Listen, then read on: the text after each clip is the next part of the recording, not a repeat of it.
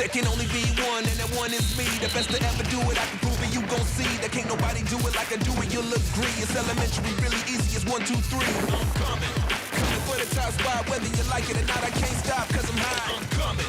Tell the others back down, I'm the one up front, go and hit the background. Drop back, hop back, cause I want to spot back. Stop that nonsense, put me in your top 10. Cajun, blazing, you can say amazing. Came in, triple competition like a raisin.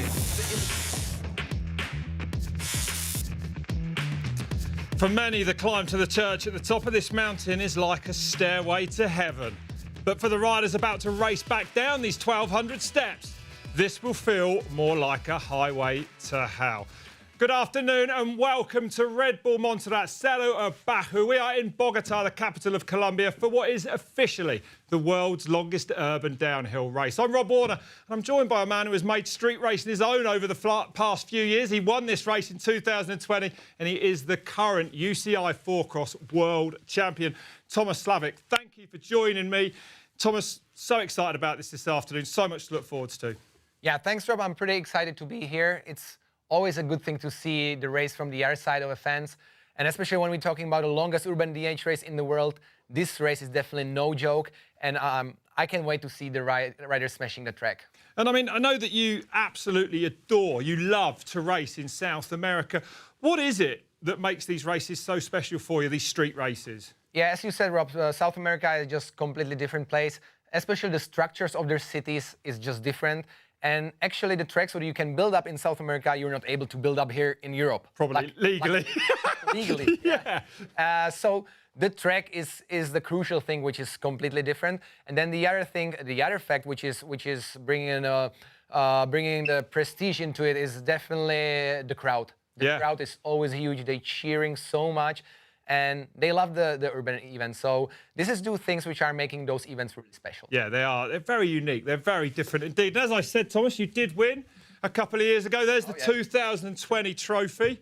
And you're not taking part this year, we have to say, obviously, because you're here with me. But that is only because you are putting everything into Valparaiso, which will be coming up on Red Bull TV in a few weeks' time. But for now, let's get back into Montserrat and have a look at your winning run here then from 2 years ago.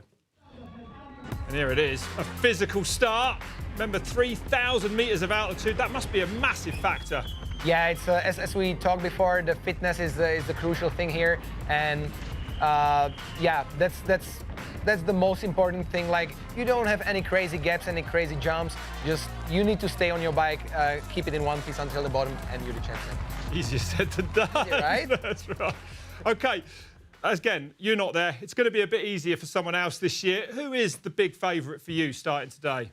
For me, obviously, the man to beat is definitely the winner from last time, Adrian Loron, who's in South America already for a few weeks, training with his coach in Bariloche in Argentina. I don't like to mention it as well. When he did win last year, he smashed the course record. Nuke beating your time. Here he is. As I said, he's on fire and he knows what it takes to win a race like this. So definitely, he's the man to watch.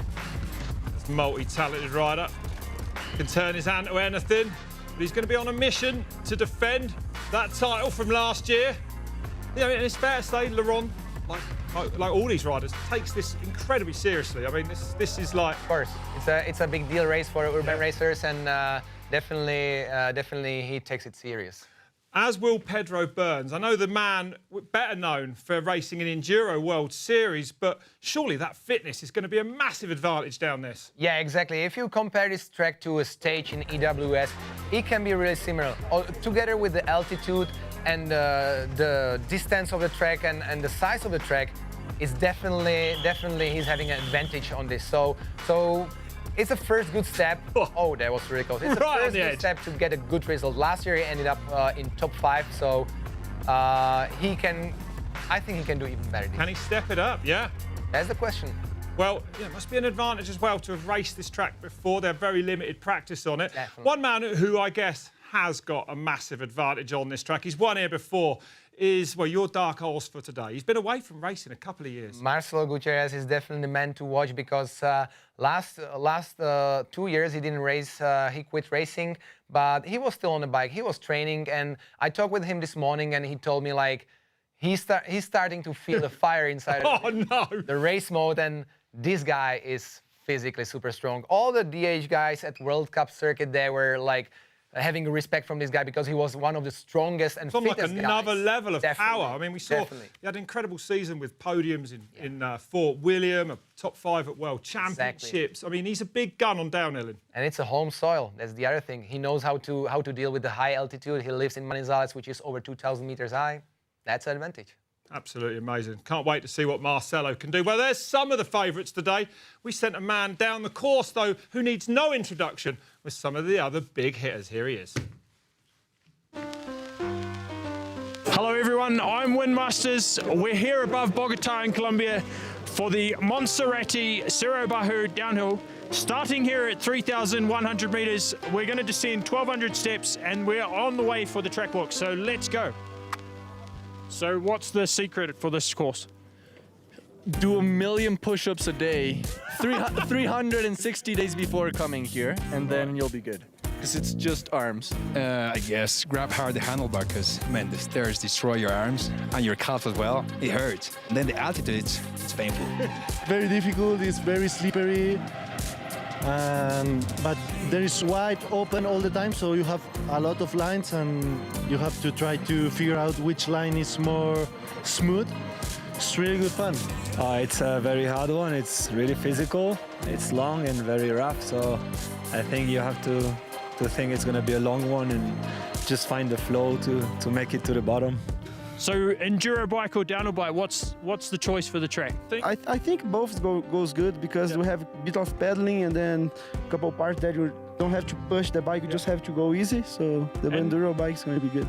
Well, we've made it to the bottom of the Monserrate. It would be hard to walk down with 2 working legs, let alone a bad knee, and I'm definitely feeling it, but it's going to be a wild race, and this is going to be one to watch.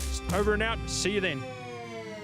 Well, a big thanks to Windmasters. Hobbling down there, actually, he has got a tear in his cruciate ligament, which is probably only going to be feeling worse after walking down that track. We look forward to seeing him in action a bit later on. We did hear the riders, though, talking about the bike choice for this one. I mean, it's crucial, right? There's downhill bikes, there's enduro bikes. You've brought your enduro bike with you. This is what you won on in 2020, one of these. Tell me about this bike and what makes it so good for street racing. You know, we usually use enduro bikes for the street races, for the urban races. We, of course, add some DH specs like suspension or drivetrain or the wheels. But as we talk about the enduro bike, we talk about 160 travel in front, 160 travel in back usually. We're using DH tires with a lot of pressure in it because the most dangerous thing in the urban racing, and it's definitely the compressions, high compressions. The big hits. When you're entering from the stairs to the flat ground, it's a big hit, so the bike has to survive many hard hits. So at the same time, it's advantage that it's pretty light and pretty fast, but on this kind of track, it can be a disadvantage that it takes your energy away. So you're not staying smooth for the whole run, and you need to hold it like you're like in a cramp, you know. Yeah. So this is what it makes really hard to race on this bike on course like this. And I couldn't help but notice that, you know, there's not that much pedaling, but there's a bit at the top. You can actually lock the suspension with that, right? Yeah. Sometimes we use also the lockout here, so you can lock your shock, and you can keep pedaling, and you can be way more efficient in the pedaling sections. And last year, though, you know, I hate to say it, but it was won by a downhill bike, which is a bit different to that. What is the difference between that bike and a downhill bike, and why could a downhill bike be better today? The biggest difference is in the suspension. We have 4 centimeters more of travel in front, more 4 centimeters in the back. Doesn't sound that much, right? It doesn't sound, but it's a big difference. Massive. Yeah, exactly. Huge. Yeah. If you add double crown fork for stiffness, the bike is in general a little bit longer, a little bit bigger. It makes you feel more comfortable, smoother, and it saves your energy. And the fitness is crucial here on this track. So in my eyes, if I would go there now and I would choose a bike, I would be probably going for something that's having a lot of suspension, and it's a DH bike. Really, would you? I would do that. That's really interesting. Right, let's get you back in the studio, back in the desk here. And who today then, with the bikes in mind, all the riders in mind, and we've got a great lineup here today, who do you think is going to get this one? I put my money on Adrian Loron. He already won it last year, and he's really the man to beat, and he knows what it takes. So definitely he's really experienced. He knows what's up, and he has been racing on this track for already 3 times. So that's my rider of choice. I am going to go for Marcelo Gutierrez. Yeah. And that is a good choice as well. This could be a battle royale. The riders are making their way now to the top, to that start hut. Racing is nearly upon us. Me and Thomas will see you back with the action after this break.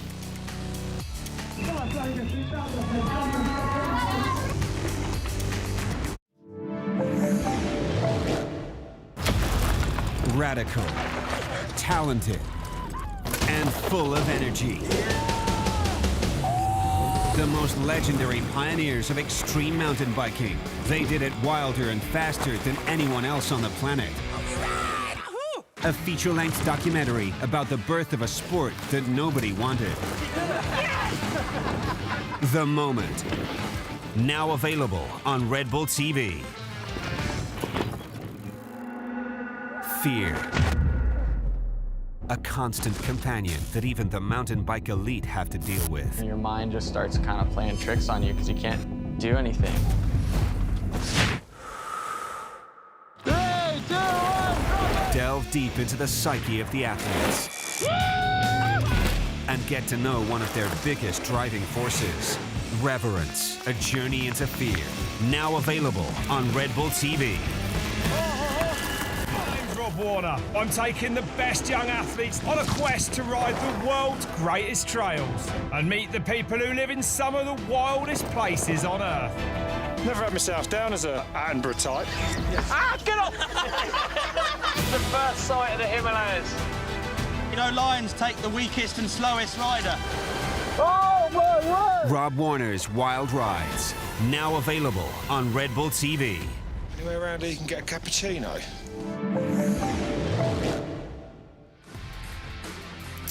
So, the world's longest urban downhill track awaits.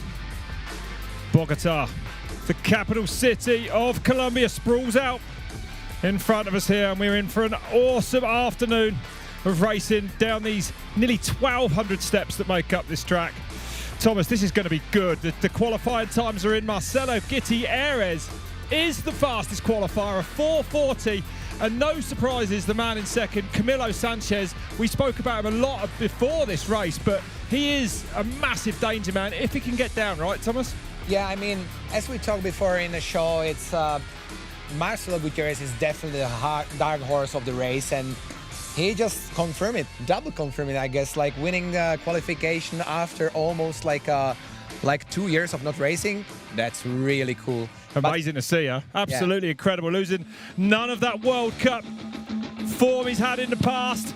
That pedigree for him. And this is what we're going to be looking at this afternoon. Very, very unique track here in Bogotá. No other urban track. And I mean, Thomas, you've won pretty much every urban track there is on the planet. But none of them are like this, are they? None contain this many steps. This is very different. You have to count, if you're going down the track, you have to count around 1,200 steps. You know, it's just crazy number. You don't actually count them as you go down, right? It's just like working with a jackhammer for a whole day, you know. Yeah. And you know, these guys, they were saying in the show with Win, they were saying like it's like doing 1 million push-ups.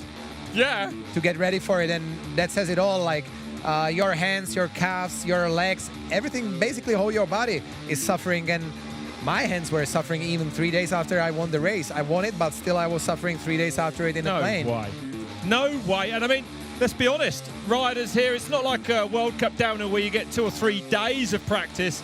You turn up, you get 2 runs of practice, you get a qualifying run, and then you're in the final. So, you know, for the riders that are here for the first time ever this year, this finals run will only be their 4th run down this track. Yeah, this is the hardest part about urban racing, especially racing here. It's like just 2 runs, and you have no other space for training. Then you have a qualifying run. I was using my qualifying run as a training run, you know, because it was a little bit wet, and this morning it was also a little bit wet. So, I mean, this is really tricky, and for the people who are arriving for the first time, definitely it's a big challenge. And there is the Monserrate Church at the top there, 1,800 vertical feet above the city of Bogotá there. And, you know, it was actually part of testing one's faith to carry a brick up from the bottom to build that church. These riders won't be worrying about this afternoon. They'll be testing their faith on the way back down, their faith in the mountain bikes, in this equipment.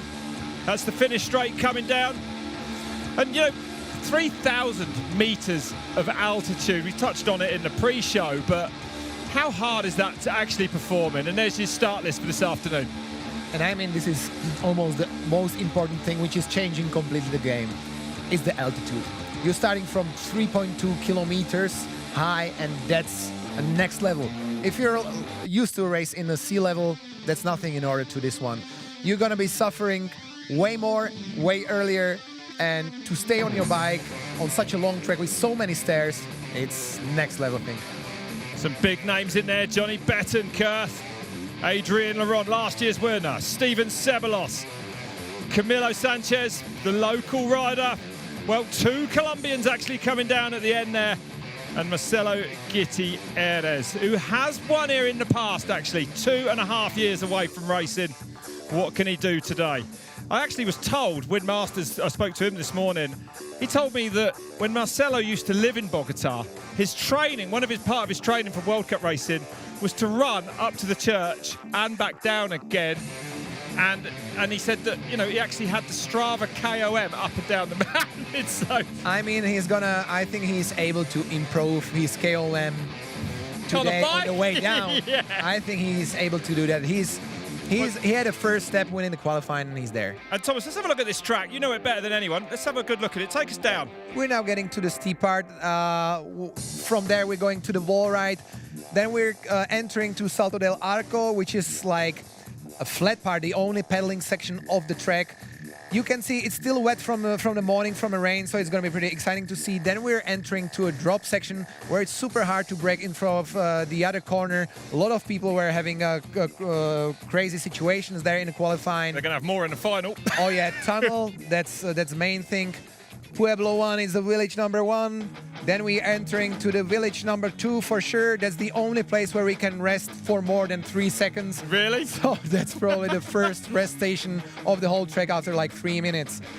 Then we're getting to the section where it's like a most significant thing, which is called La Roca. It's the huge rock where you're going up like 6 meters high and then you're going down. Super slippery. Last year it started rain, or the year before started raining, and it was really tricky.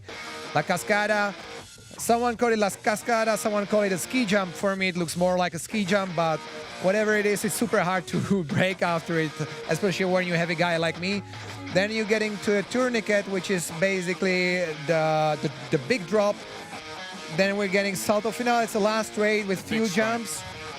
And then we're at the bottom of the track, of the most physical track in the urban world, I would say. Maybe the most physical downhill track in the world, full stop. I mean, it's about the same length as Fort William, but oh yeah, it sounded like it's even more physical. Plus the altitude, That's right, it is. And let's talk about the weather and the track conditions, because we can see a little bit of mist in the air there. There was some overnight rain.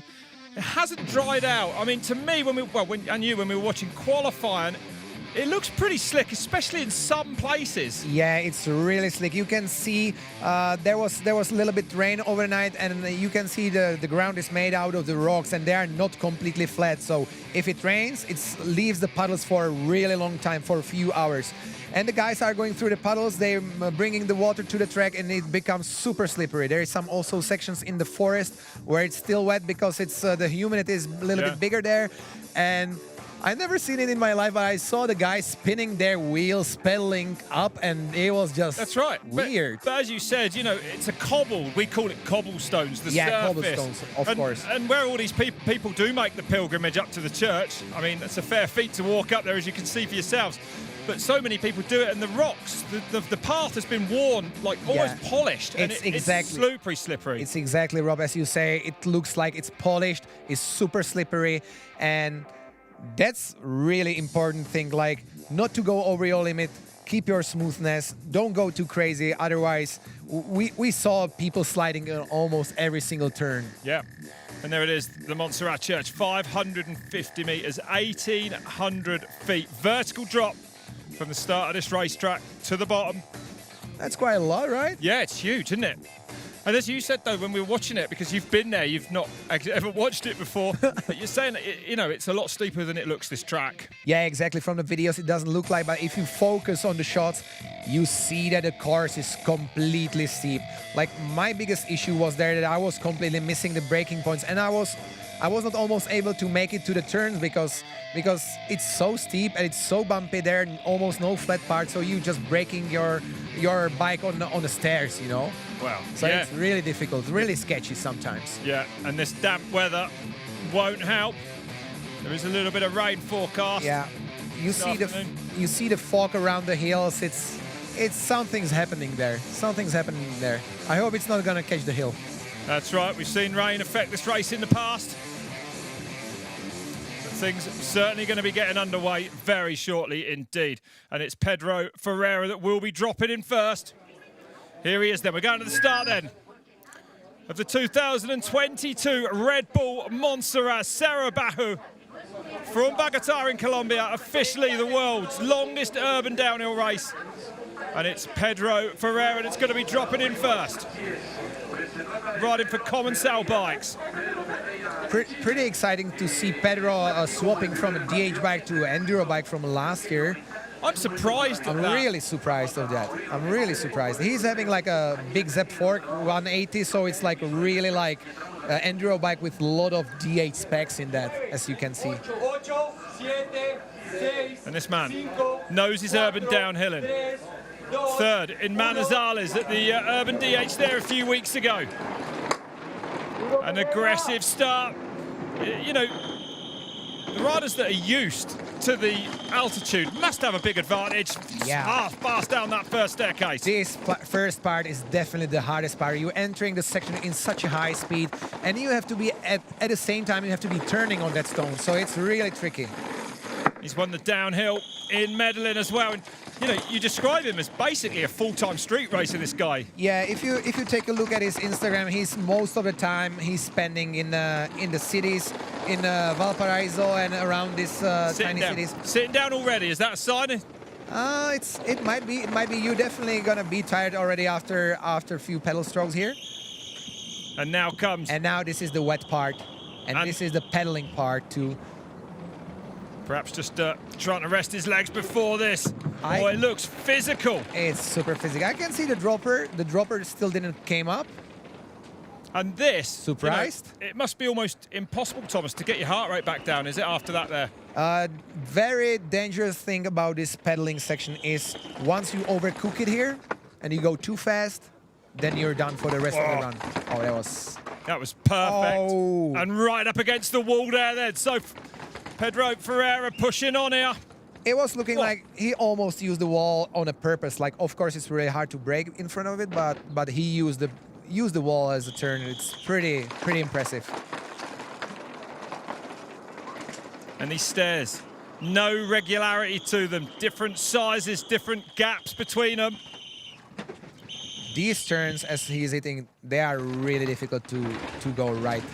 Sitting down through the tunnel. Oh, no way. I can't be very comfortable sitting down on that staircase there. Definitely not, but it shows us that his legs are already suffering. And you know, we just done 2 minutes of a trek, and we have 2.5 minutes more in front of us. Massive. 4:40, that fastest qualifying time by Marcelo Gutierrez, returning to racing. Wouldn't the Colombian love to have another win here? Entering the first village. No time for grabbing any refreshments for this man as he flies by the shop.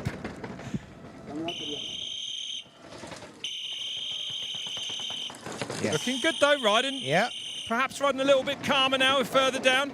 But you see, out of the turn, that was not strong pedal strokes. It was just like keeping it rolling, you know. And here, this is the only place on the whole track in those 4.5 minutes where you can rest your body a little bit. And from here, again, same stairs and roller coasters.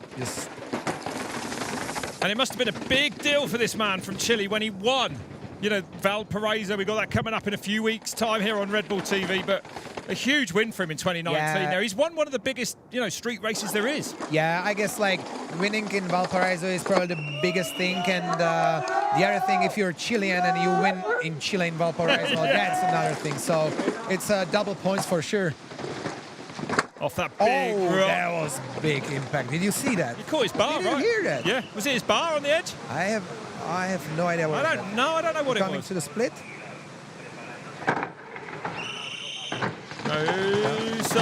No split time there at the moment. The clock ticking on. No 3:40 on it now. Oh, that was a cool line. Do you see the ditch? What sort of line choice is up there, Thomas? Very little, I'd imagine, or? Yeah, there's the path is really wide, but almost all the guys are using almost the same lines. There's not many shortcuts you can do, but you still need to be. He's got a flat rear tire, yeah. That's the thing. That's what we heard, a flat rear tire. Okay. Wow. Well, not surprising, obviously, with these riders rattling down these steps, the compressions we're talking about. Oh, man, this is brave. Yeah. Oh, that's a big hit. And now he comes onto this fast finish straight down to the bottom now. Yeah, it's losing a lot of time now. Losing a lot of time. But still sending these jumps with a flat rear tire. Honestly, he really is improving his time, I would say. Look at this. Well, 4:40. 4:40 was the time, actually. 4:45? For Marcelo Gutierrez. That's impressive. It is with a flat rear tire. Wow, look at that. Across the line with a 4:47. I mean, that would have, 7 seconds behind Marcelo Gutierrez. Not bad. With a flat rear tire, definitely cost him a lot of time there. So, a good run. It was pretty impressive run. Like, the times from qualifying will be definitely pushed forward. Like, yeah. I think we will have a rider who's gonna get under those 4:30. I believe in that. You do? I do. You are stating that Adrian Loron's course record of that 4:31 will fall today. I mean, to me, the track doesn't look in perfect conditions, Thomas. It's not perfect conditions, but, you know, as more years we're racing on a track, the riders are getting used to it more and more. They specialize on it. They preparing their body, their bikes, and everything to it. And, you know, I think they're pushing the boundaries. Oh, you see that flat tire. He's riding the rim all the way down. Perfect over these jumps. Looks like he may have some sort of system in there, not completely down on the rim. But yeah, definitely, for sure. Like at urban races, once you don't have those like internal like cash cores, you can race. Our next rider then, Pablo Aguilar in the start hut, riding for Specialized from Costa Rica. This man found himself some 12 seconds off Marcelo Gutierrez in that qualifier run. What can he do in this final then? He's also at the same time junior number 9 at World Champs in DH, which is also pretty impressive. That's right, in 2020 actually made the trip over to Lehrgang in Austria and put it inside the top 10. So he's had a taste of World Cup racing. That was wild. That was, he cost himself some time there. Yeah, definitely, that was wild. He's aggressive. Yeah, he's aggressive, he's pushing a lot, Yeah, he's definitely one of the most perspective DH riders out of Costa Rica, and especially as with his age, he's super young. That really brings him some bright future.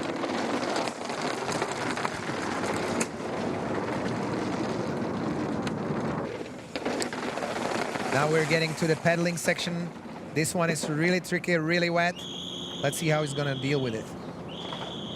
Well, burying himself on this climb. It's the last run of the work, and he's pushing hard up here. You might as well on this last run though, Thomas. Losing time there, perhaps. This is where an enduro bike has to be a bit quicker. Exactly, the enduro bike, we could see in the qualifying that there was a lot of guys with the dropper seat post, and yeah, this is the place where on the enduro bike definitely you can gain some seconds. Raced last year on this track. Oh, gets over to the left-hand side.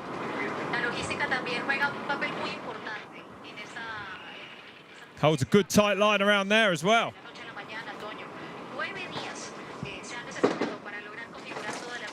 Looks nice and dry up there on this part of the track at the moment. So Aguilar. One of the steepest parts of the track is that one. The downhill bike has to offer more grip, doesn't it, on these stairs? Better braking. More grip, more comfort, and definitely you can start braking way later than on an enduro bike. Yeah. The grip is just next level on that thing, I guess. That's right. I'm not sure if I would be choosing an enduro bike just because of those first pedaling. Oh, he almost went down. Because of those of that first pedaling section, because then we have like almost 4 minutes of like just going on the stairs. Yeah. That's surface. Right, yeah. You know, more suspension and more grip you have, better it is, I guess. Yeah, definitely. As you say, the fatigue for the rider will be a lot less. Some great footage there from a drone above the track. So that split time of 3:30.41 there of Pedro Ferreira. Pablo Aguilar looking good so far. No big mistakes, carrying good pace. It's an aggressive run from this man. And by his body language, it still seems like he's have some power left. Full of energy, this man. Look at that. Yeah, whipping for the people, for the crowd. Still styling it up. Let's see how it's gonna split looking like. Whoa, look at the back end of that bike. So hard to ride these stairs.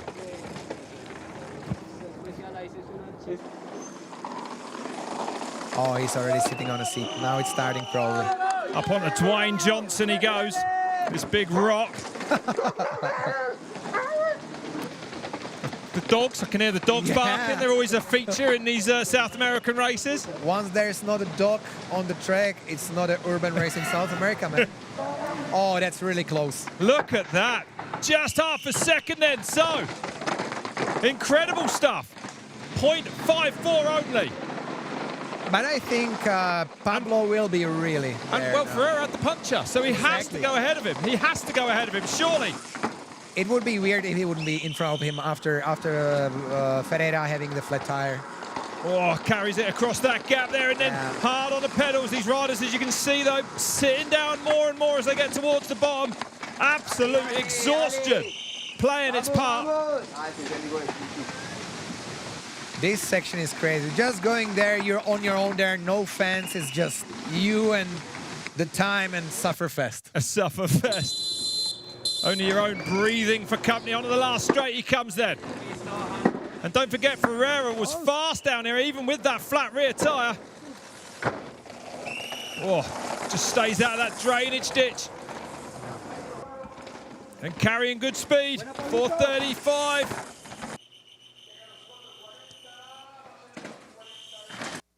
And here he comes across the line. He goes fastest, 2.73 up. Pablo Aguilar leads here at Bull Monserrate Cerro Abajo. 4 seconds of the best qualification time of Marcelo Gutierrez. Very good, very impressive indeed. These guys are starting to push. They are, that's right. 8 riders left at the top. And the times, the speeds, only going to get better and better as the afternoon goes on. You could see before the takeoff the puddles everywhere.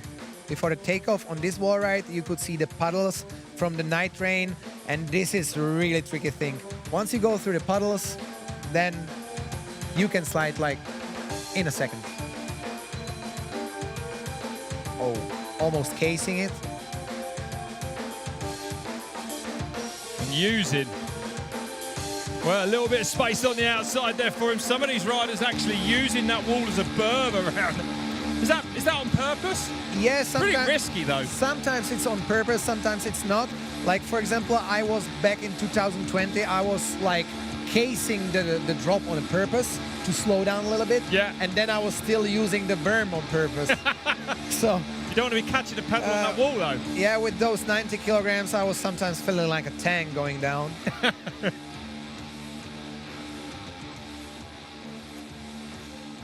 Well, from Chile then, Pedro Burns, Trek factory racing rider.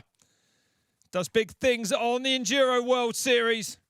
The fitness should be there this afternoon. Interesting for me, this man used a downhill bike last year. This year, he's chosen back onto the Enduro bike we spoke about in the pre-show. Yeah, I'm really surprised from this move. But on the other hand, I can understand it. Like, Pedro is probably spending most of his time on the Enduro bike, so that's exactly the thing what he's used to, you know? So why to change from something what you're used to something what you are riding twice a year, you know? Yeah, that's right. So Burns on track, up over this wall he goes. And he looks in the rough parts, he looks like he's having it, and he's looking really smooth, really smooth. I would like to see what's going to be the time difference on the pedaling section here, because on the enduro bike, as we talked before, it's definitely going to be more effective. Yeah, that's right. And it's coming up shortly now. So the Chile rider. Oh, that looks good. That looks deep. Very nice, very nice. He's in the right gear. He's on top of it. Oh, but he's at the same time suffering. He's putting everything in. He's putting everything in there, man. This is hurting Pedro Burns. This is hurting even me sitting here by the screen. But this, you know, you've got to say this track, fitness-wise, does resemble, I guess, a lot of stages of EWS racing.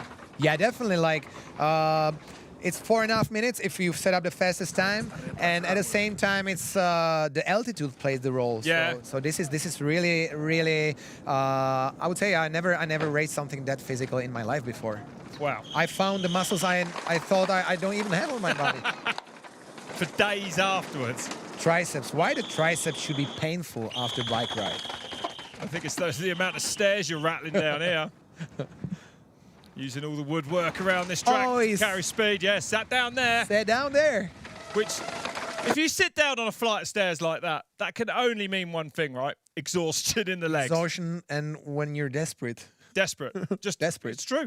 But it's amazing. Even sitting down for a split second can make you feel so much better. Yeah, but it doesn't mean that he cannot set up the fastest time, you know? You just keep on going and you suffer for 3 more minutes, and that's it. That's right. Yeah. Take it. It's part of the job. That's what we train for. Yeah. Get out of that comfort zone and stay in it and survive it. Through the village comes Pedro Burns then. Whoa. You can hear just how relentless it is. The stairs. There's no break on this track from them. It's never ending. But making that enduro bike work so far, it looks like to me. It looks pretty fast. Like in those flat parts, in flat sections, it looks really good to me. I mean, maybe from the stairs it might be a little bit more bumpy, but seems like Pedro knows how to handle this bike pretty well. So he's definitely used to it, like as I said before. Pablo Aguirre leading at the moment. You can see his split time there, that 3:30.95. Burns will be coming up to that split shortly, so we know how he's doing.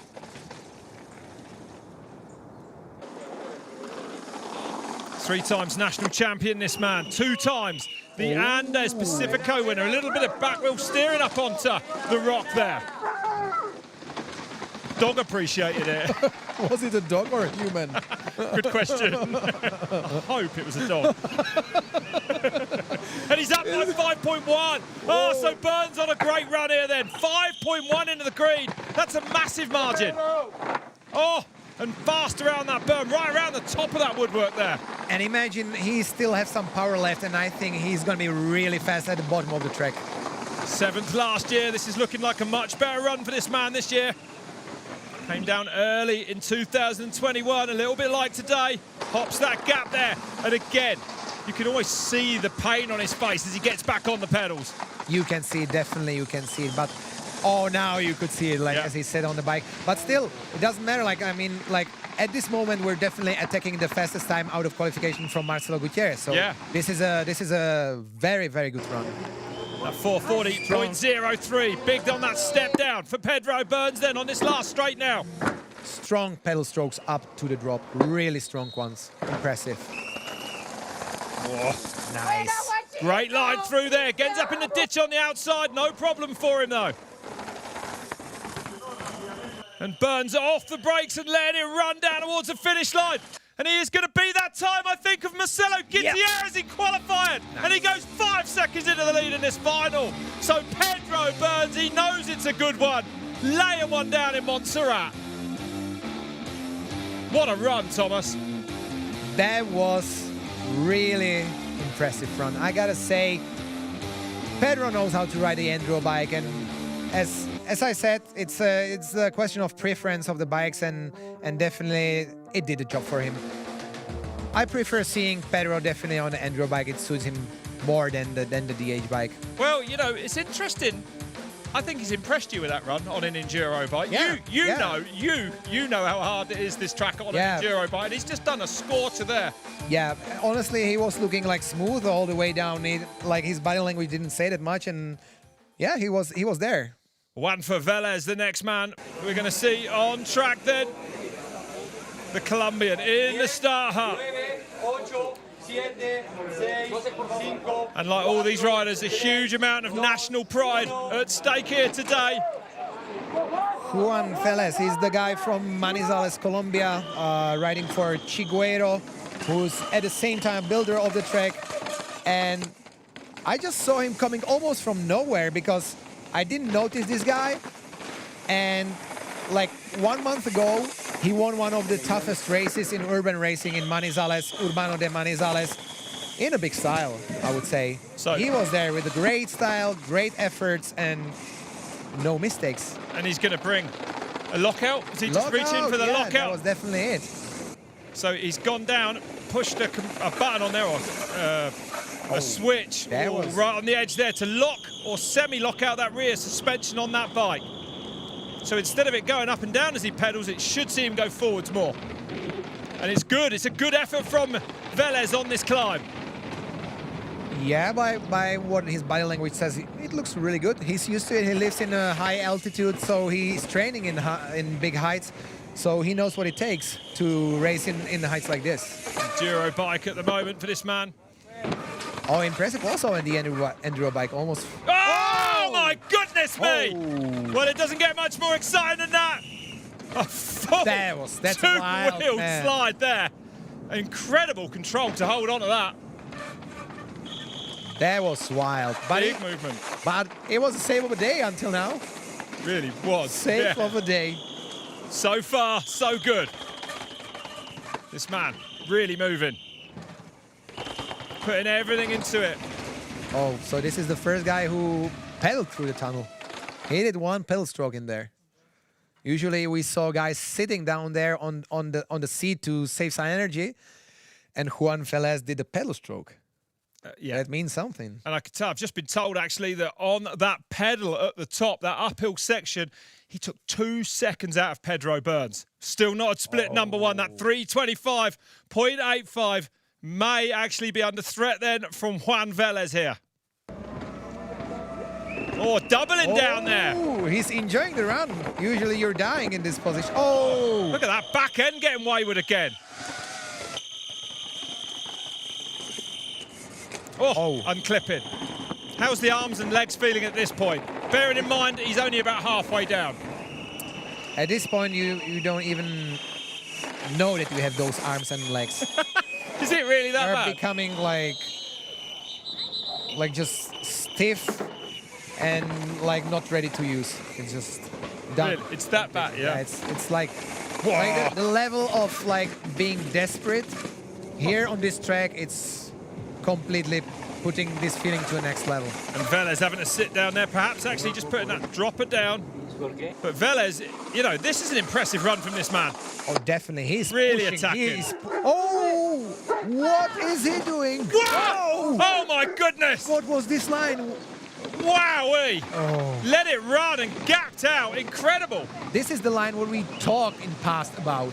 We never tried it because it was too dangerous. And he's up by nearly 6 seconds. Oh, so Velez on the run of his life here. Definitely. These Colombian riders will go a little bit further than anyone else today, I get the feeling. He means business. He put all the money on the table right now. Hard to beat him, Thomas. These locals, eh? Well, this is incredible. So Burns with that 4:39.22. Remember, that's quicker than any of the qualifying runs we had here earlier today. And Velez holding that speed, making that enduro bike work. And he was having already, until now, so many tricky moments. Like, it's hard to beat him, and it seems like it's hard to kill him, too. That's right. Yeah. Sends it down the big step down. Oh, whipping, enjoying the run. Scrubbing these big jumps as well, and goes in that drainage ditch. Oh, yeah, he knows the lines. He knows the lines. Holds a good line out. Perfect line. Doubling as well. Well, there's no shortage of energy for this man then. So Velez is certainly going to go fast as he crosses the line. With a 4:32, nearly 7 seconds into the green. A massive run for the Colombian. Wow, this is some race today. That was something. We're getting to the winning time of last year of Adrien Loron, who was racing on a dry surface in sunny conditions. And Juan Velez pushed it to the next level, and he's getting to the level of the time from last year. Really impressive, really nice. Incredible. Good level of riding. But this section, check this section now. Whoa, man! Snake hips to make that, keep that upright. He's having the fastest time of the day, and he's having the safe of the day. Mate, absolutely. Oh, Adrien Loron. So, last year's winner. The man with the course record on this track, Adrien Loron from France then, coming down early on the downhill bike. Here we go then, what can he do? He has to start as really the favourite for today. Definitely, he is the favourite of this race. He's looking really good. In the training, he's looking amazing, and qualifying, I could see and I know he was not pushing. He was there just to do the run and save the energy. He's a smart guy. He's racing Crankwork series with me, and he knows what it takes. And saving the energy is one of the most important keys to survive this run and to be the fastest guy on a hill. Gauging that effort all the way down. He was actually in the foot, and he reaches down for that lockout. There we go. There we go. And, you know, he was silver medalist, wasn't he, at the Four-Cross Worlds behind you last year? Yeah, he's almost doing all disciplines aside you. So it was really cool to see him at the Four-Cross World Champs and ending up. I was on the first place, and he was taking the silver medal. It was really emotional finish for both of us. Can you hear the breath? Oh, my goodness. Can you hear the breath? But he's pushing a big gear. He's driving hard up there, reaching down now to take that lockout back off. That'd be pretty serious, actually, not to take that off with all the stairs that are coming his way. But this is a breath of a bull. He knows he was strong there. Oh! He only just got across to that landing. That's exactly it. You can use the landing. You can case it to slow yourself a little bit down, because after the landing there is not much space for braking. You're just braking on the stairs, and the grip is just not there. But if you case it, if you're such a good and precise rider, you can do that. That's incredible, huh? Yeah, yeah. Casing on purpose, 50-50. And he had a big crash actually at the Manizales downhill race. That's all out down there. Oh, front wheel gets high on that berm. Well, he lost a split second there as he pulled it off that woodwork. But at the same time, he can carry more speed to the tunnel. I don't know. He was really pushing there, and he was almost out of the top corner with his front wheel. But at the same time, he was carrying more speed to the next section. So maybe it was on purpose almost, I would say. Really? Yeah. I'm not arguing with you, Thomas. You won here 2 years ago. No, but I mean, like, if there is someone who knows how to ride like this kind of wooden corners, and we take a look to the list of the riders, Adrien Loron is #1 in this. There's no doubt about it. Down through the village now. Oh, there's a weird sound going off the bike. Little bit. Can you hear it? Yeah, the chain is still on, I think. What was that? There's something wrong. All looks okay at the moment, Thomas, for Adrien Run. Oh. I think the chain is still on there. It's just wildly. Oh, it's everywhere. You yeah, see the chain. Yeah, moving around loads. Oh, he's not pedaling. No, he's not pedaling. Chain is off. You're right. Chain is off. Okay. Well spotted, Thomas. Damn. Well, that's a shame for Loron. How much time will that cost him, though? Because there's not that much There's pedaling. one thing, like, it wouldn't cost you that much time, but I'm a little bit afraid that he will not be able to make it to the finish. That's, yeah. Because there is the one section where you need to pedal up, And this is okay, but then there is the drop before the finish, Right, and you need to pedal up. The last year's winner, Adrian Run, on track. The chain is off that bike. You can see it dangling down there low. He's off the pace now. He's off the pace. 5 back then. Oh man, that hurts to see that. As I know. Oh man! No! Oh, is he okay? Yeah, he's okay. He's okay. He just laid on the side, but he will be fine. Well. But that was a hard crash. You could see there was everything exploding on his bike, like back tire, back rim, everything was exploding. You know, once you lose your chain, then it's like one mistake following other, and yeah, but that's it. Exactly. Too many distractions. Distraction, exactly. The focus goes. It's always in the back of your mind as well. You know, the chain, if it gets caught in a wheel or anything, it can lock it up and be pretty serious. Adrian Loron from France had a big crash down the course. We'll update you on his status as soon as we can. We think he is okay, though. I think he's okay. He was looking like he's fine. Just, you know, yeah, he's walking. He's the man. He is the man. He's strong. Look at the tyre off the bike. You could see the sealant blow out of it. That's street racing. Last year's winner out in a split second. Yeah. High risk, isn't it? Check this out. As he's touched the brake on the landing, and the back wheel just disappears. Oh. Yeah. Oh! You see? Oh my, I can't watch. Oh! Wow! That's a mess. Well, very, very thankful to see Adrian get to his feet after that. Very nice to see Adrian walking away out of this, because he's probably one tough rock. He's tougher than the rock above the track in the section before. He's a strong dude. He can stand these things. Steve Ceballos, get your goggles on, you're off. The next man, we're going to see another Colombian. Yeah, Steven Ceballos is really technically a well-riding guy. This is probably the guy I spend the most time riding with when I'm in Colombia, in Manizales. We're riding together on local trails. He's always taking me to the cities to ride some stairs, and I'm always impressed how fast he is. And I'm wondering, is there a bit of rain in the air? Because that was pretty unusual to see Adrian crash like that, I would have said. You know, this section is really tricky in the way that you have a wall right after it, and you have to start braking soon. But you can start braking on the wooden part. As I said, you know, the color they put on, the layer, is very slippery. Even they put a sand on it, it's still really slippery. So you cannot actually brake on the landing. You have to start braking on the stairs, and Adrian started braking on the wooden landing, and he was a little bit also sideways. Yeah. Then it happens, and you know, the frustration from the chain down and everything, it just comes together, and just distraction. You're doing more and more mistakes, and yeah, I'm sure Adrian's gonna come back next time, and he's gonna be even stronger. Oh, of course. So, and he'll be in action in a few weeks' time at Valparaiso, Red Bull Valparaiso. Cerro Abajo from Chile, 3 weeks' time, as we look at Steve Ceballos on track, the Colombian rider. This is really exciting. And here's something that's going to blow your mind. He was on a downhill bike last year. Another rider that switched back to an enduro bike. I just wanted to say that. I don't understand what's going on. Like, I would really say from my experience that DH bike is like really the bike to deal with on this kind of track. But as you said, this bike, the enduro bike, it's, you know, it's smaller, it's lighter, it's more agile, it's got less travel, yes, but yeah, I agree with you in that a downhill bike I would have thought carried more speed top to bottom. Yeah. Interesting. It's tight though. There are tight sections. Yeah, there are tight sections, but I mean, like, it's a big risk to go on an enduro bike. Like, you have probably, I would say, like 50% more chance to do a mistake because of sliding in the turn. Oh, yeah, jumping.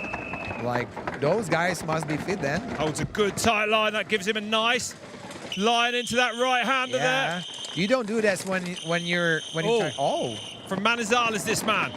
And that was exactly the thing with the enduro bike. If you would have a DH bike, you might not slip, you know? Yeah. Better traction, better grip, more suspension.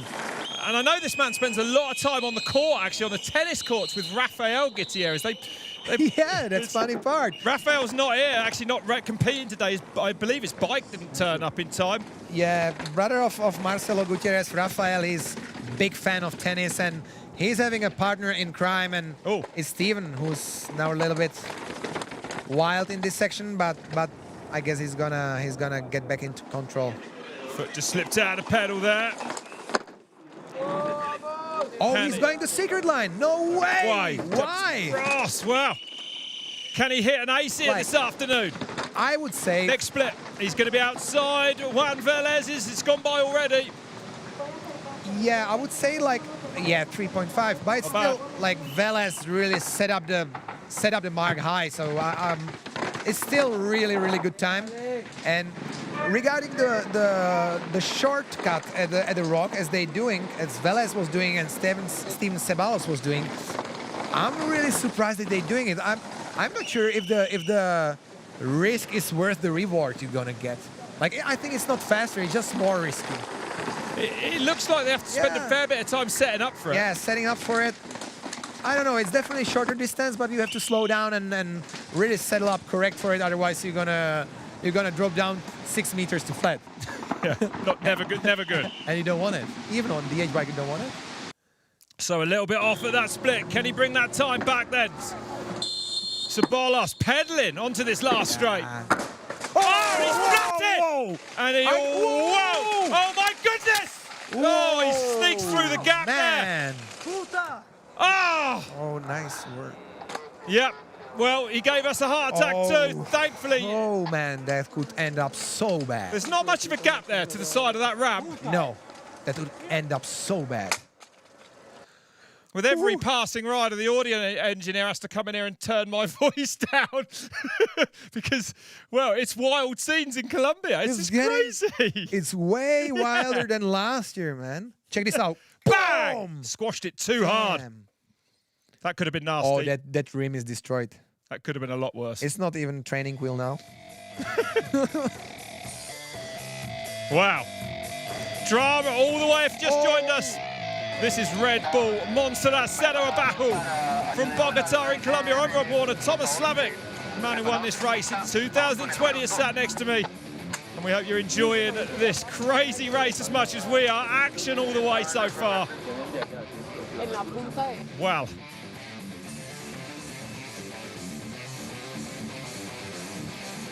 And only now 4 riders left to come. There they are. Excuse me, there they're not. We got Marcelo Gutierrez, Camilo Sanchez, Sebastian Alfaro, Johnny Bettencourt, and those are the times at the moment. 4:32.34 is the time to beat. A great run by Juan Velez. Nearly 7 seconds up on Pedro Burns. I mean, that's a huge run. That's really the run of his life, I would say. Yeah. Will it be enough for him to win? He was putting everything in that run. Absolutely. Johnny Bettencourt, for another Colombian then. The fastest qualifier here last year, actually took 3 seconds out of Loron in that run. Ended up second in the finals on an enduro bike. What can he do today? Can he go one better? Another Colombian gunning for the win. Yeah, as you can see, he's on an enduro bike, but this one is definitely like a heavy-duty enduro bike. It's almost like really comparable to a DH bike. And Johnny knows what it takes to do a good result here. He's physically really strong. He lives in high altitude, and he knows how to deal with it. The biggest issue here with the altitude is like you don't have enough oxygen, which is bad for your body, but it's also bad for your mind. You're becoming not precise, and it can be sometimes pretty dangerous. Yeah, when I was shooting actually in Ecuador, I went down with altitude sickness. Yeah. You don't realise it's coming, and like you said, I mean, I was trying to ride, I couldn't ride in a straight line. Yeah. It was embarrassing, but that's what it was. So digging deep on here, Bettencourt, on this climb. And he knows he needs to if he's going to get the win today. A lot of sounds going out of his bike. Seems like he's putting strong pedal strokes in there. Everything looks intact at the moment. Whoa. Oh, they didn't even case it for... Oh, now there was a good line. Beautiful line through that. Really nice. This is good. Runs wide, carries good speed. Letting that bike roll. He looks like a danger man. Well, if you were second here before, I guess last year, he knows the win is within his grasp. But it's going to take something special. And he's fast down there. Oh, that's wild. Risking everything. That was wild, yeah. Oh, that was fast. Oh, yeah. Whoa, and look at the way the bike reacts on these stairs. It's frightening to watch, Thomas, isn't it? He is on the limit. He's giving it everything he has. The back wheel just breaking traction and bouncing wherever it wants on these stairs. All over the place. Yeah, it's crazy. Yeah, it really is. It must be pretty hard to set a bike up for a race like this, right? Yeah, you definitely a lot of people likes to use slow suspension, but here I was always using almost the fastest setup as possible, you know, for this one. Yeah. You're hitting those stairs so quick and in such a high speed, like if you have the suspension too slow, then you're bottoming out. Of course, when you have the fast suspension, the bike is getting a little bit nervous, but you have to handle it. That's the thing. That's one of the things what you need to learn and what you need to do here. Yeah, absolutely. So 320, well, that is the split that Ben Kurth is going for. Juan Velez. Oh, that's strong pedal strokes too. Velez is going to be a nervous man at the bottom. That's for sure. That's for sure. He's having heavy hitters coming down very soon. And one of them is just on the track right now. In urban racing for sure. 0.8 off the win in 2021 on this track. And putting a great attacking run together here. Up onto the rock he goes. No, you see, and this was not the shortcut. This was the regular line, and to me, it looked way faster. He just carried more speed around he just carried more speed. It was more smoother, and there was zero risk. And there was zero energy wasted as well. Yeah, sometimes you need... But he's back by 4.34 then. That's a lot of time to find between there and the bottom, I would say. That's like, with the level as Velez was riding at the bottom, it's really hard to find somewhere 4 seconds. It certainly is, yeah. Especially on the high-speed sections of the track that are left. Oh, both feet blow out. There's something going on with the bike. You hear the sound? Chain. You hear the sound? Is that chain off again? No, there's something with the back wheel. Yeah, you're right. Yeah, there's something wrong with the bike. I don't know what is it. Sounds terrible now, Sounds horrible. Sounds like a back with the tools. Well, Bedkirth pushing on regardless. Oh, there's something going on. He was not pedaling hard. It's still been a good run.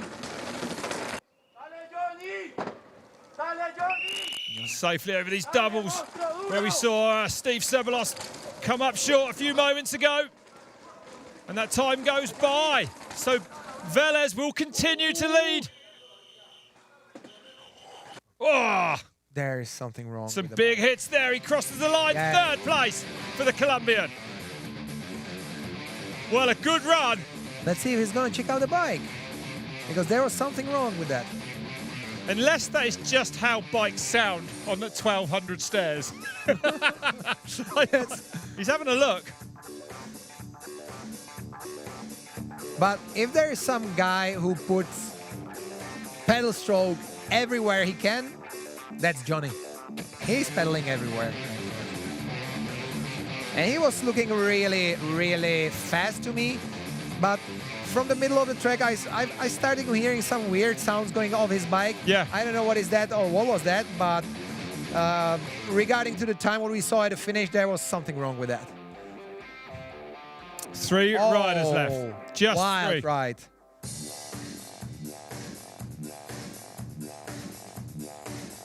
Sebastian Alfaro, the next to drop in. Camilo Sanchez, he'll be pushing harder perhaps than anyone this afternoon.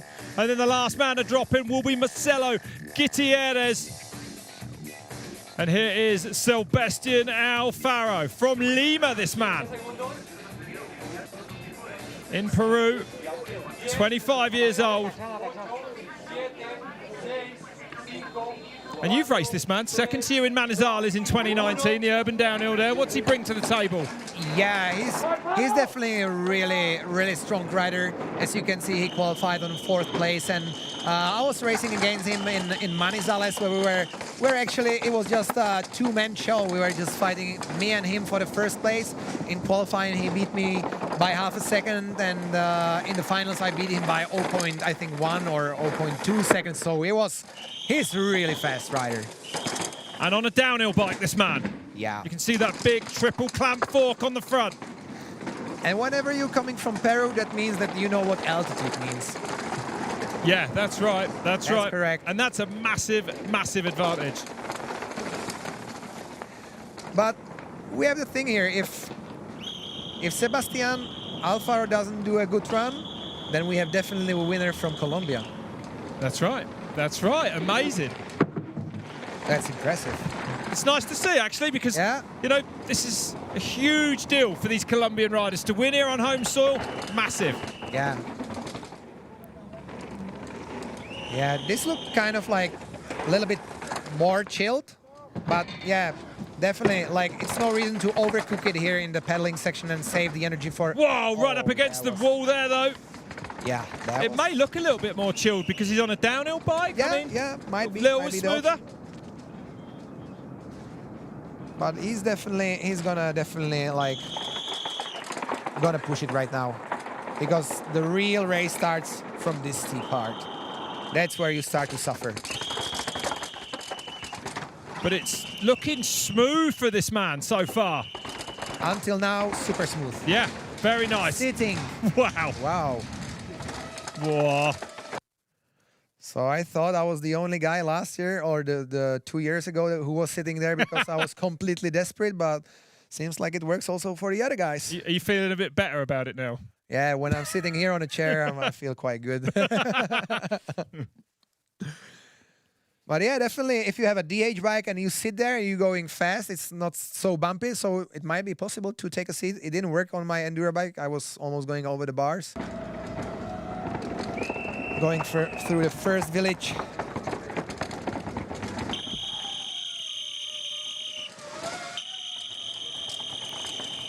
Close up against that wall on the inside there.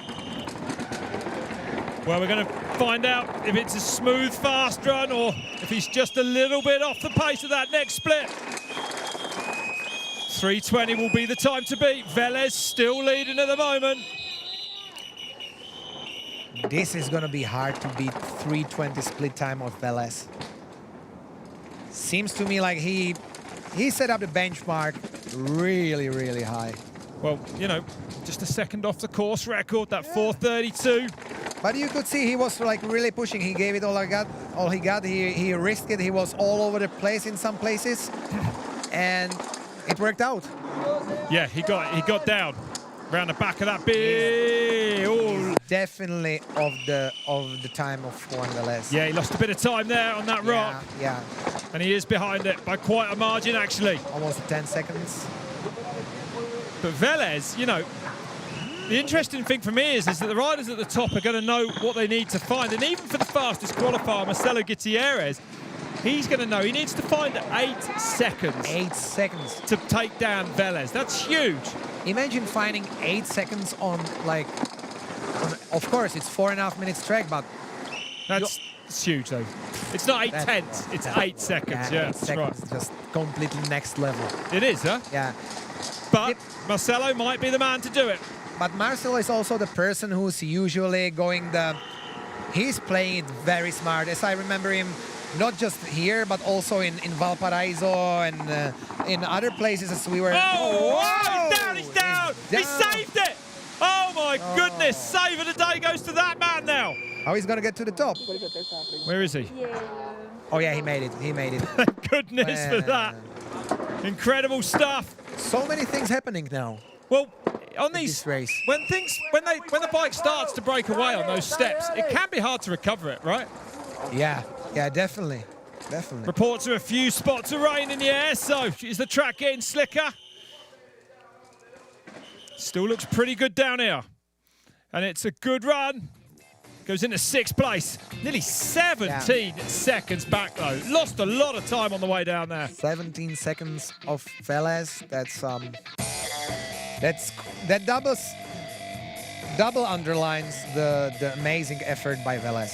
Again, Alfaro is not a slow rider. It's really fast. Yeah. And I mean, if Marcelo, as we talked about, he used to always like play it very smart, and he went always easy in qualifying, and then he opened the gas for the race. So I believe he can squeeze his time by over 10 seconds, but everything has to go the way he wants to, and you never know in urban races like this. No, push too hard. We've all seen the consequences today. And now there's only 2 riders left at the top of this mountain. And there are the top 7 riders down. Velez, Burns from Betancourt, 10 seconds nearly separating those top 3. But really, for me, it's all about that time of Juan Velez, 4:32.34. But we shouldn't forget for Camilo Sanchez. Well, you're going to see him next. Enduro bike leading at the moment, though. Oh, yeah.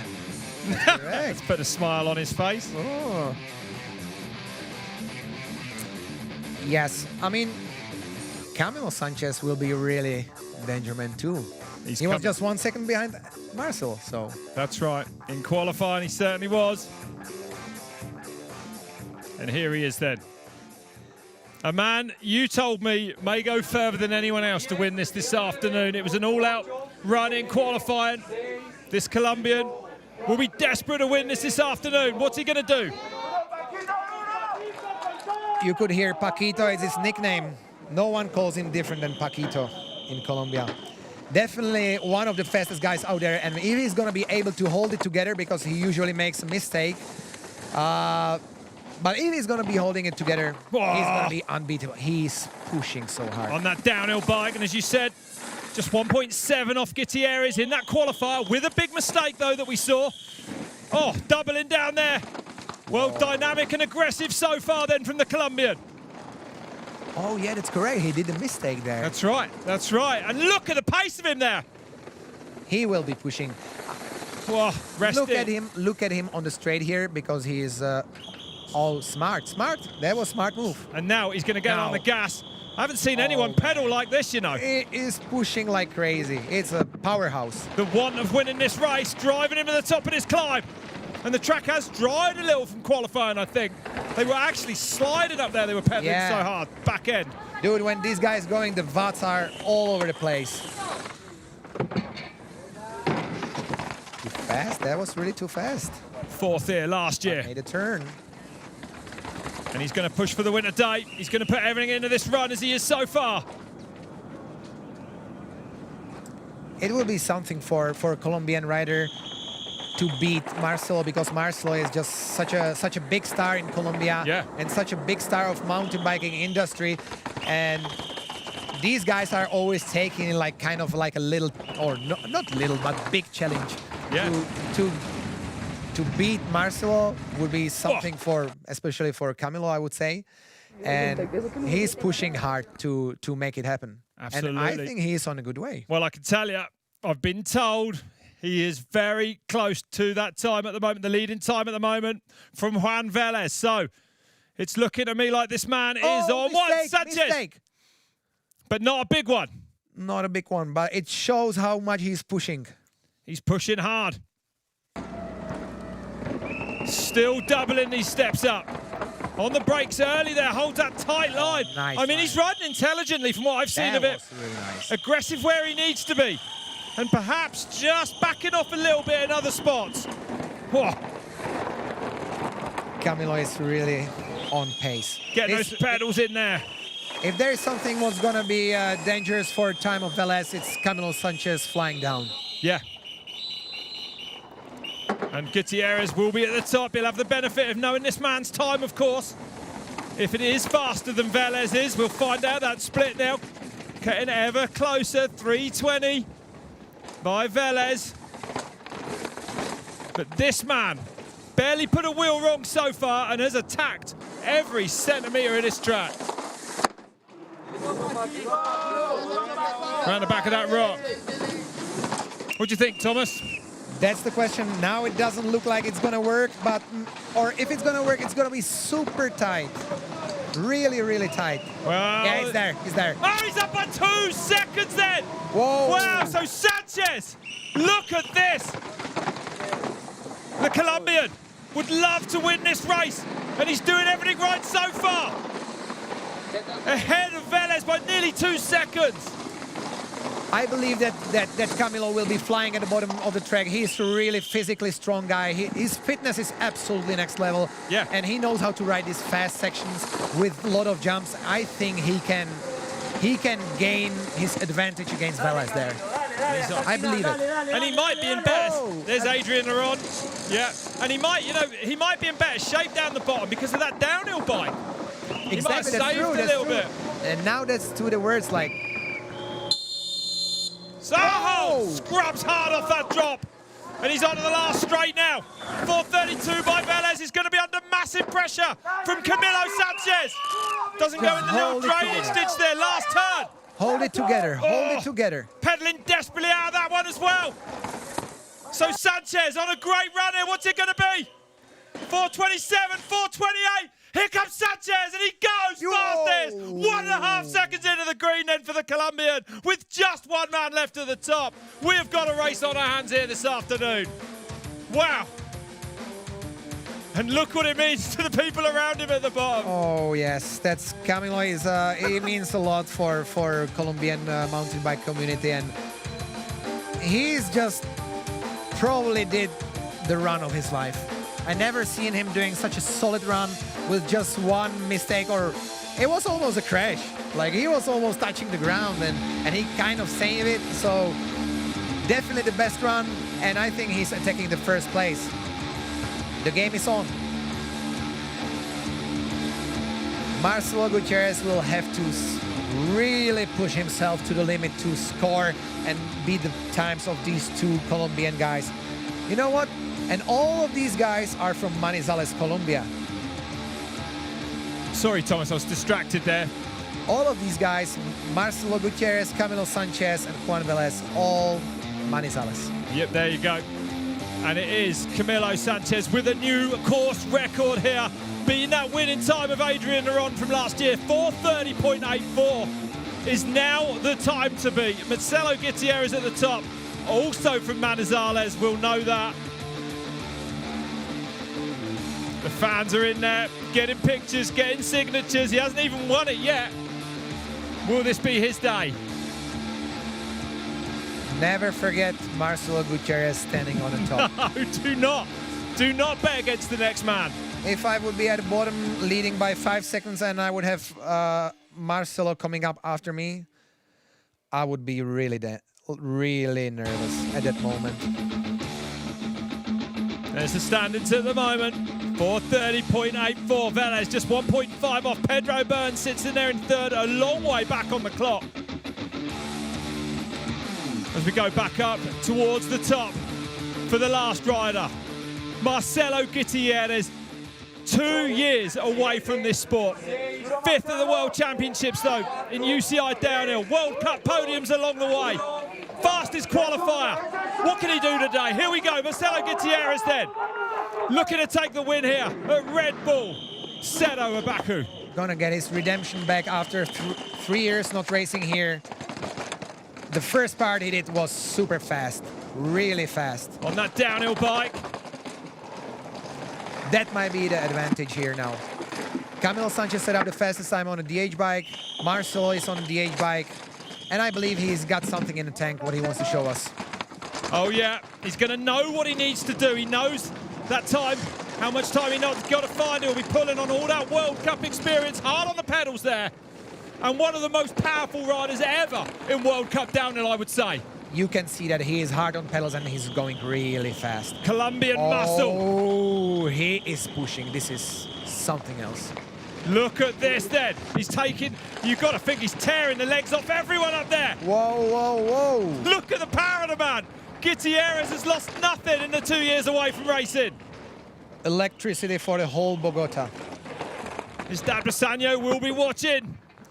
Oh, that was a little bit sketchy. Right on the very, very edge of that landing ramp. Really tight to the side of a track, but still, it's really fast. And I think we're getting to the Colombian battle in between Velez, Sanchez, and Gutierrez.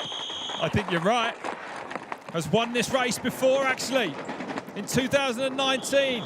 Second here to Philip Bulk, all the way back in 2012, when I think the event was called Red Bull Monserrate Montserrat. Oh, fast down there. That's so punishing, even for a downhill bike. You can see he's having the skills from DH World Cup, and as you can see how his bike works, it's working perfectly well. And I've been told that he is on about the same pace as our leader at the moment, Camilo Sanchez. Well, he will be nervous in the bottom. And there's Sanchez's split time, that 3:18.08. It was a 4:30.84 as he crossed the line.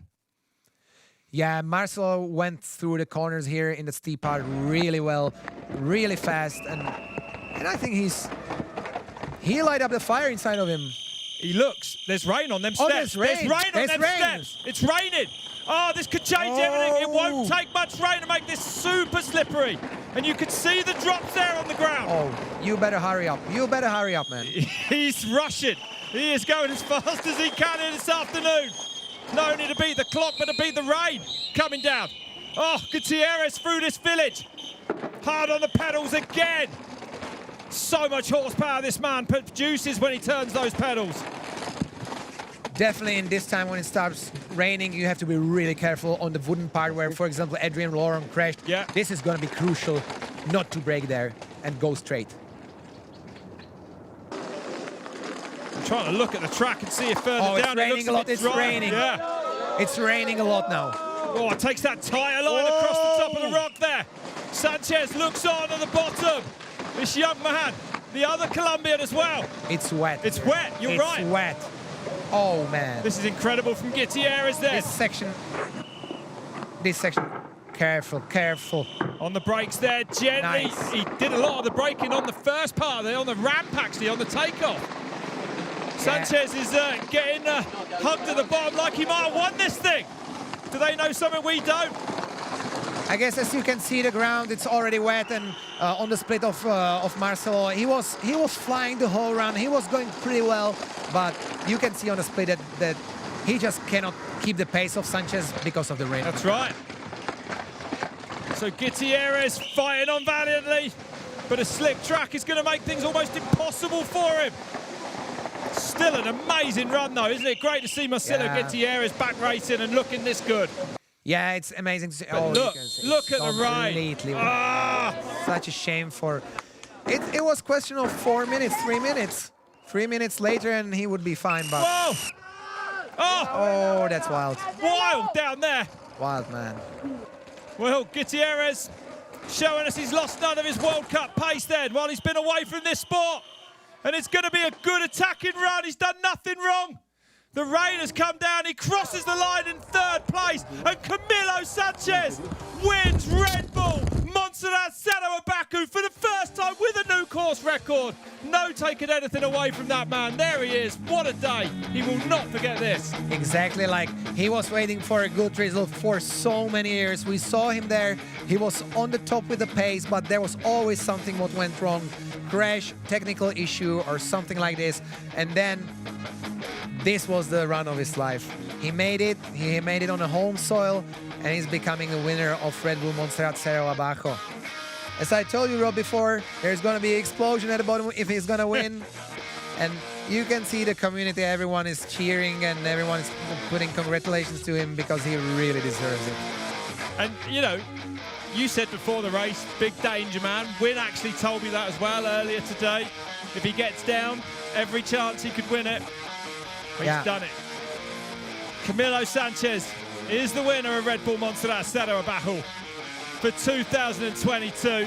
And look what it means to these riders. Amazing scenes. Crazy, crazy to see. And you know what's impressive to see? Impressive to see is that we're having top 3 guys are top 3 Colombian guys. Yeah. Against the fastest riders in the world, in the urban downhill world, all over the world. It's 3 Colombians leading and winning the Monserrate. That's right. Incredible. Really cool to see. And a brilliant race this year. I really loved watching that race. That's urban downhill right there. All out, wild, big moments, big incidents. Oh man, I think I was having like almost like 2 heart attacks when I saw those guys crashing. It got pretty wild in the middle there. Yeah, but no one's hurt, and that's the most important. Like, no one wants to see guys suffering and lying on the ground. This is well-trained and strong guys, so if there's someone who's supposed to survive those crashes, it's those guys.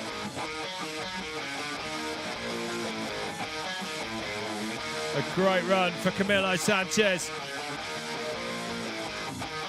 Took the chances, did nothing wrong. Really, look at the accuracy. Comes in almost the front wheel on the edge of that landing. Really precise, and he didn't even need to touch the ground, touch the wall. You see, he didn't touch it. He braked, like he turned on the stairs, and there you go. Let's keep it going.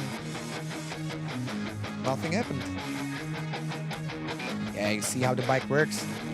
That's the advantage of a DH bike there. Yeah, fantastic run from him. Camilo Sanchez almost crashing in qualifying and losing it. Almost crashing in the final run almost and losing it. But at the end, everything worked well for him and he's taking the gold medal for the first time in urban racing and straight on Red Bull Monserrate Cerro Abajo 2022. There you go.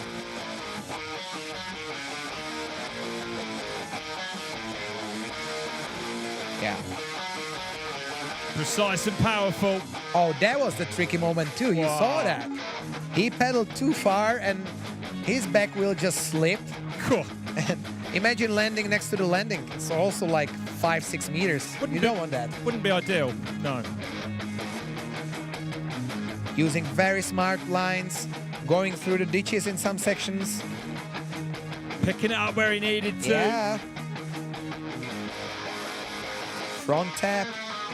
Nice. We're going to see a lot more of this man now, I think. The confidence is going to be there.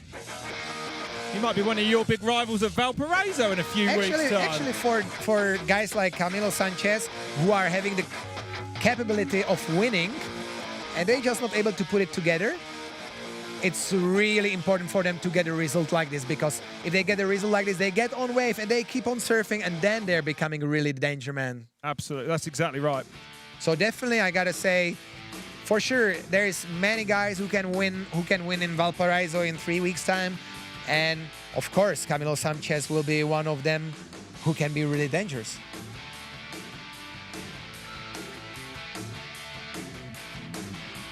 So there's your results. Camilo Sanchez taking the win. It's a Colombian 1, 2, 3. Pedro Burns breaking him up there with that fourth, sub 8.38 back. His best result, though, here at Red Bull Monserrate Cerro Abajo. Johnny Bettencourt comes in 10.8 back in fifth. But South America dominating, I think it's fair to say, looking at that scoreboard. Yeah, as I can see, it's really South American dominated. It's becoming like, there's a big boom of urban racing, and it's becoming like almost like a national sport of South American countries. And if you see them, these guys, if you see it on the social media, they spending most of the time training in the cities, and that's really helping them and giving them advantage for racing at races like this. And you see Camilo Sanchez and Juan Velez, really good friends, riding for the same team, for Chicuero, who's the builder of the track. And, you know, that's really cool to see them on the top of the game there. It's nice to see, isn't it? Really nice to see. It's perfect. It's well, perfect. You know, when these guys win, they really appreciate it. They're really thankful, and it's really cool, guys. But good to see Marcelo smiling. But to be honest, I'm a little bit sad that it started raining in the middle of the run of Marcelo Gutierrez, because I think he was ready to open the tank, and he actually opened the tank. He ended up on a third place, 7 seconds off the first spot in wet conditions. And you know, the track in wet conditions is almost impossible to ride. You know. I know pretty well. No, I mean, it's virtually. Yeah. it doesn't take much rain either, does it? That's the thing. So honestly, big up to Marcelo Gutierrez, who ended up on the 3rd place even in these conditions. I wonder what we'll see. I wonder if we're going to see a lot more of Marcelo. Is he coming back for a bit of street racing now on a regular basis? I hope so. I would like to see that.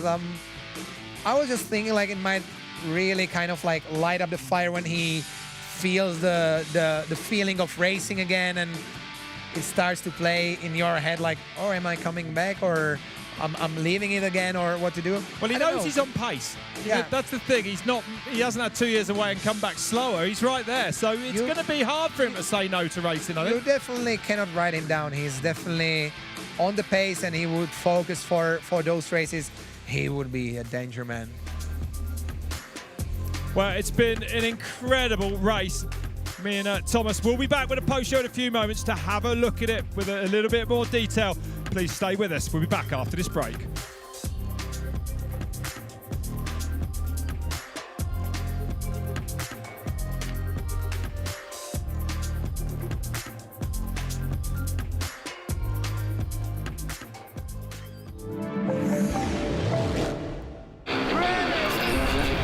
Dive into the world of Red Bull TV, your daily source for action sports, music, and entertainment.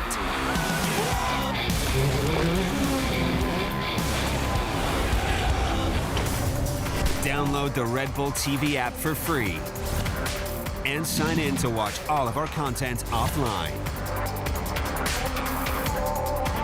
Get the Red Bull TV app now. High in the Arctic Circle, devoid of human life.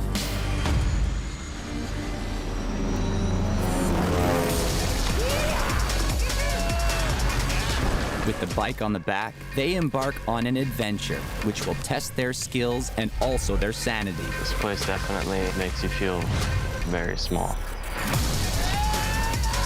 Watch North of Nightfall, available on Red Bull TV. Fear. A constant companion that even the mountain bike elite have to deal with. And your mind just starts kind of playing tricks on you because you can't do anything. 3, 2, 1, Delve deep into the psyche of the athletes. And get to know one of their biggest driving forces. Reverence, a journey into fear. Now available on Red Bull TV.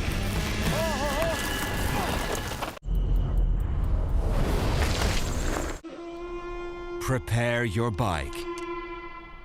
Visualize the track. Keep your blood pumping. like a record on rotation, I'll leave you hit. Can't incriminate myself, so let me plead the fifth. I ain't saying one go like I ain't got a lit. Passport stamped out, restrictions like to travel. You wanna see more in the world than Big Apple. Sad song, funeral nights and street travel. So we don't give up.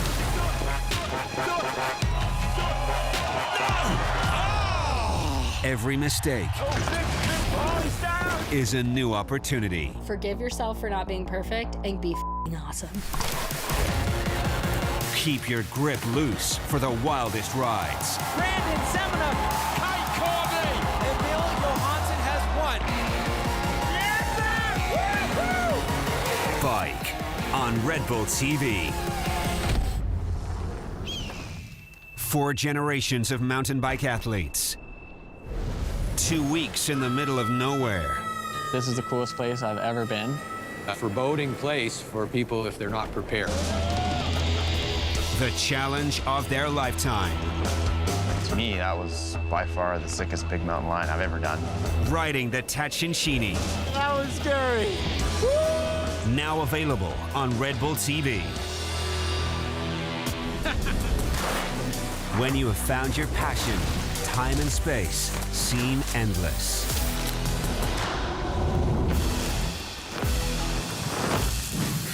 A cinematic journey from lush coastal jungles to otherworldly landscapes. Join Brandon Seminook, Emil Johansson, and friends in an extraordinary adventure. Return to Earth. Now available on Red Bull TV.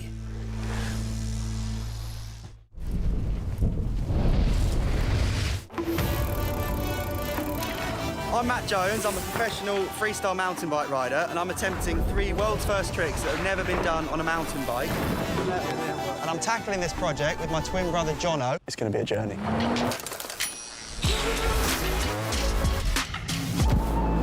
No points at all for that. Are you going to hit me if I stand here? No. Matt Jones, Design and Conquer, now available on Red Bull TV.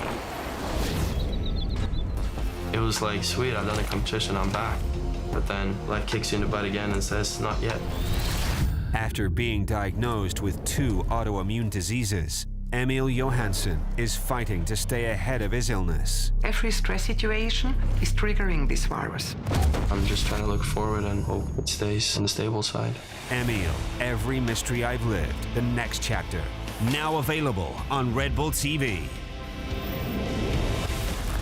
Radical, talented, and full of energy. The most legendary pioneers of extreme mountain biking. They did it wilder and faster than anyone else on the planet.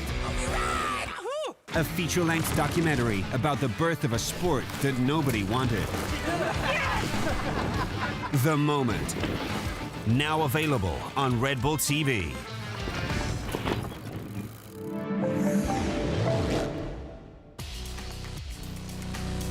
Welcome back to Red Bull Monserrate Cerro Abajo, the world's longest urban downhill race, which has just been won by Camilo Sanchez with an absolutely amazing run, wasn't it? We talked about him before the race. I mean, you said, and Win Masters said to me, if he gets down, he's going to be hard to stop. But he doesn't often get down, does he? Yeah, that's the thing. Like, we talk about Camilo Sanchez for many years. We know about him that he's there, and he's super fast. But there's always something like a technical issue or a mistake or a crash. You could see it also in his run right now. He was doing a mistakes and he was sometimes all over the place, but he didn't crash and he put it together. Yeah. And we said once he's gonna put the run together, he's gonna be really hard to beat. That was happening today. And he's going to go from strength to strength for this. I mean, a new course record for him as well. Has he got you quaking in your boots now? Oh yeah, he's definitely. I know about this guy all the time, and he's like in my head, he's still in there, you know. So I know about him, and honestly, exactly for the riders like Camilo Sanchez, it gives you so much self-confidence. Like if you win a race like this, it's of course the races like this is important for you need to have everything dialed in your head. Well, he's doing it. He's done it, absolutely. Well, we're going to go over to Bogotá now and see these riders, the top 3 riders getting presented with their trophies. Here we go. And an emotional day. I mean, he ain't going to sleep for a week, is he, after this? Look at that. Yeah, I believe it's the best day of his life until now. He's like, he was trying to get his win for many years. So. And he's done well right on the urban scene. I mean, I've got, you know, he's done well at Puerto Vallarta, he's done well at Manizales, done well here in Bogotá before. I mean, yeah, he's been knocking on the door. This isn't really a surprise. Exactly, he's knocking on the door, but today he kicked out the door, you know? And he's there and he's going to be strong. So congratulations to the top 3. Camilo Sanchez, Juan Velez with second place, Marcelo Gutierrez there. Coming down actually in the rain. You can see a little bit on the lens there for third, but I think that's, for me, the best urban race I've ever commentated on. It was wild. It was wild. You could see there was a lot of situations where I got almost a heart attack, you know? I'm glad you didn't on air. Yeah, I would be bad in a live stream.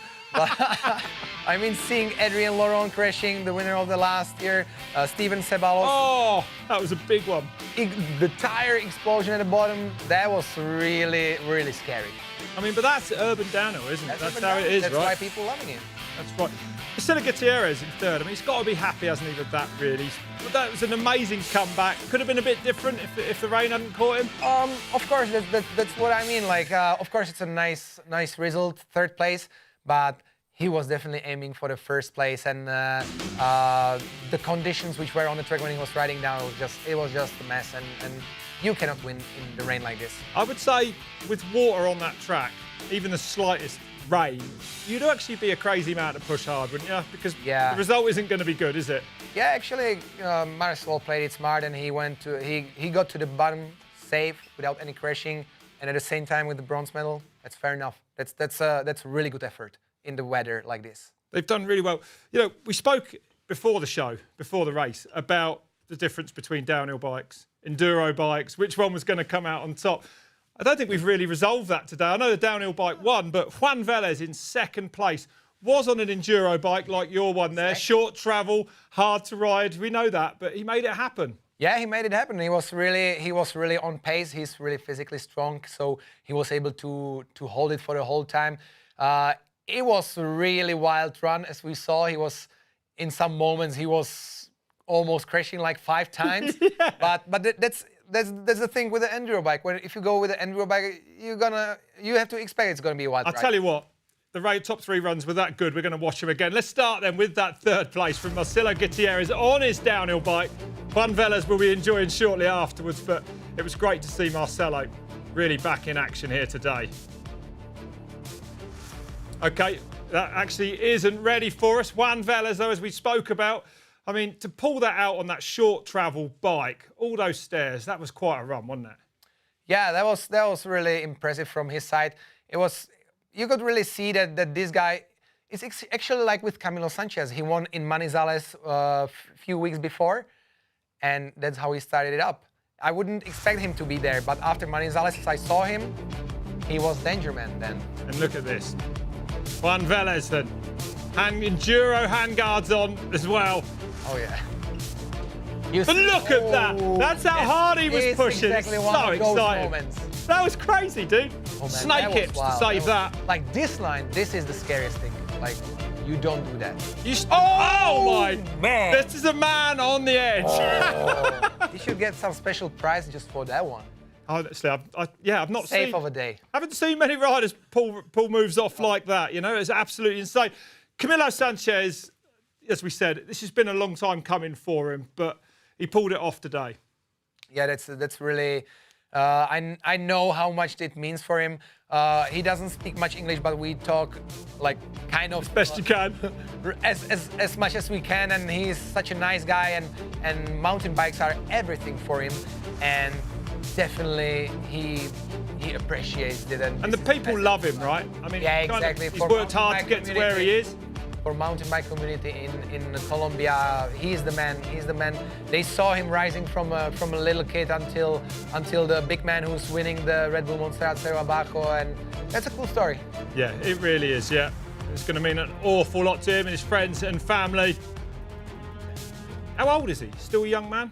He's still a young man. He's like having like a future in front. So yeah, he's gonna be definitely one of the guys who can be. Killing it in this sport. He can be really fast. You might go up against him in a few weeks' time, right? At Red Bull Valparaiso, Cerro Abajo. It's 3 weeks away. It's your big. You've publicly said it's your big target for this year. So there's a little bit of pressure on you, but I mean, those guys are going to be there, aren't they? Yeah, definitely they're going to be there. Like, I want to focus everything for Valparaiso and do everything in what I can before. And yeah, it's going to be a big battle, I guess. It always was a big battle. It was Marcelo there. It was all the big names in the sport there. So this is a new generation coming up, and it's gonna be cool to be against these guys in Valparaiso, because Valparaiso is a little bit different track, different style. How? In what respect is it? It's more what I imagine to be an urban downhill, right? This track is definitely like having more features where you can show up your skills. It's having like big jumps, big gaps. A lot of like stair gaps, jumps over the big jumps, dude. a lot more dogs on the track, I believe. There's so many dogs on the track. Is there really though, or not? Yeah, it's like... What, actually in the race? You can handle people with the fences, but the dogs will never listen to you. So they're gonna stay dogs. They're gonna do whatever they want to do. It's true. Valparaiso is really special in this way. Okay, well, that is live on Red Bull TV in 3 weeks' time. This man will be back on the other side of the fence. But, Thomas, it's been absolutely amazing having you with me, and your insight has been totally invaluable today. I hope you've enjoyed it. Yeah. The relaxing's over. The pressure is definitely back on in 3 weeks' time. You go, what, in a few days? Yeah, I'm actually leaving in like 1 week time, so... This man was on his turbo trainer for an hour and a half this morning in his hotel room. Honestly, he came out dripping in sweat. That's how much he's up for it. But I wish you the best of luck with it. And I'm going to enjoy commentating on it. Thank you, appreciate it. But thanks very much for today, Tom. Thank you at home for joining us. Hope you've enjoyed our coverage of Red Bull Monserrate Cerro Abajo, and we'll see you in 3 weeks for Valparaiso. Until then, it's goodbye.